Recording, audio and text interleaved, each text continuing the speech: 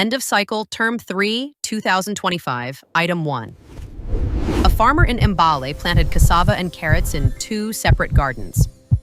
After harvesting, he noticed that cassava had thick, swollen roots, while carrots had long, fleshy tap roots. He wanted to understand why these roots looked different and how they helped the plants. Table: root type and function. Task, Part A: explain how the roots of cassava and carrots are modified and how they help the plant. Part B: what can the farmer do to improve root development and get better harvests? Modification and function of roots in cassava and carrots. Cassava. The roots of cassava are modified into root tubers. These tubers form when certain roots enlarge and store starch, which is the main food made by the plant during photosynthesis. The stored starch serves as a food reserve for the plant to use during dry seasons or when new shoots are growing. This modification also helps the plant to survive harsh conditions and enables humans to harvest it as a food crop rich in carbohydrates. Carrot. The carrot has a swollen taproot, which is the main root that thickens to store sugars produced during photosynthesis. The stored sugars provide energy for the plant's growth, especially during flowering. This modification also allows the plant to survive unfavorable conditions and provides food for humans rich in vitamins and minerals. How can the farmer improve root development and get a better harvest? Use fertile, well-drained soil. Roots develop better in loose, aerated soil rich in nutrients. Use of organic manure or compost improves soil fertility and water-holding capacity. Ensure adequate watering. Roots need moisture for proper growth, but waterlogging should be avoided. Control pests and diseases. Root borers and nematodes can damage roots, reducing yield. Weeding regularly prevents competition for nutrients and space. Select healthy, high-yielding planting materials that ensure strong root formation. Item 2.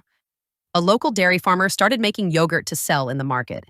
He noticed that when he used milk that was a few days old, the yogurt turned out very sour and sometimes had a bad smell. However, when he used fresh milk and kept his utensils very clean, the yogurt was creamy, mildly sour, and sold very well. He also found that a small amount of the good yogurt from one batch could be used to start the next one. Task, Part A. Explain why using old milk and unclean utensils led to the production of sour, bad-smelling yogurt. Part B. How did the farmer's successful practices, using fresh milk, clean utensils, and a starter from a previous batch, ensure consistent production of good yogurt? Why using old milk and unclean utensils led to sour, bad-smelling yogurt? Old milk contains many unwanted bacteria that start to multiply as the milk goes bad. These bacteria cause undesirable fermentation and decay, producing substances like ammonia and hydrogen sulfide, which have a bad smell. The unclean utensils also introduce harmful microorganisms that contaminate the milk. These microbes spoil the milk proteins and fats, producing too much acid and foul-smelling compounds. As a result, the yogurt becomes too sour, watery, and has an unpleasant odor because the wrong bacteria are active instead of the useful ones. How the farmer's good practices ensured consistent production of good yogurt. Using fresh milk means there are fewer harmful bacteria, so the desired fermentation can take place properly. Clean utensils prevent contamination by unwanted microorganisms that cause spoilage. Adding a starter from a previous good batch introduces lactic acid bacteria, e.g. lactobacillus, that ferment milk sugar, lactose, into lactic acid. The lactic acid causes milk proteins to coagulate, forming smooth, creamy yogurt with a pleasant, mildly sour taste. The lactic acid also prevents the growth of harmful bacteria, helping the yogurt stay fresh longer. Item 3. A village near Lake Kyoga has experienced a sharp increase in malaria cases. The community health worker noted that many households have containers and old tires collecting rainwater in their compounds. During the evening, many residents are bitten by mosquitoes. The village leader has called a meeting to address this crisis. Task Part A. Explain the relationship between the water-filled containers and the high number of mosquitoes in the village. Part B. Suggest effective measures the villagers should take to reduce the mosquito population and prevent malaria. Relationship between water-filled containers and the high number of mosquitoes. Mosquitoes, especially the female Anopheles, lay their eggs in stagnant water. The water-filled containers and old tires around homes provide ideal breeding sites for mosquito larvae.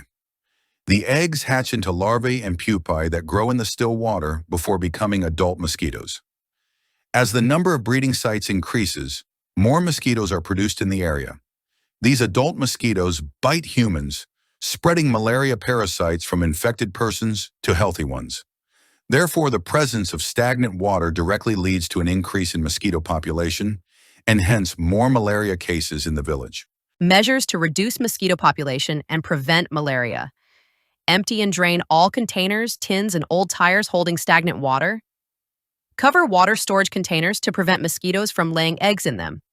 Clear bushes and tall grass around homes to destroy mosquito resting places. Introduce fish like tilapia or guppies into ponds to feed on mosquito larvae. Use mosquito nets treated with insecticide while sleeping to avoid bites. Spray insecticides or use mosquito repellents in homes to kill adult mosquitoes. Educate the community about proper sanitation and malaria prevention methods. Nakato planted sugarcane on her farm. The plants grew tall and heavy. During a storm with strong winds, many of her neighbors' maize plants were uprooted, but her sugarcane plants remained standing firmly. She also observed many fine roots growing from the lower parts of the sugarcane stems into the soil. Task Part A. Identify the type of roots growing from the lower parts of the sugarcane stems and state their function. Part B.